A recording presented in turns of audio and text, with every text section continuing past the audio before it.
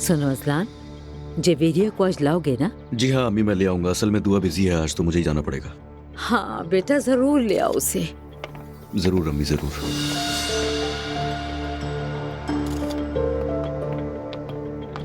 उरूज, क्या हुआ? तुम फोटोग्राफी की शौकीन हो गई हो क्या? नहीं, ये बात कहाँ से आई? तो तुम बताओ, क्या कर रही थी तुम अभी? हाँ, अब क्या हो गया? उरूज छुप छुप कर हमारी तस्वीरें खींचती है। ये शायद हम पे जादू करवाने वाली है। नायला, फजूल बातें मत करो। क्या कह रही हो नायला?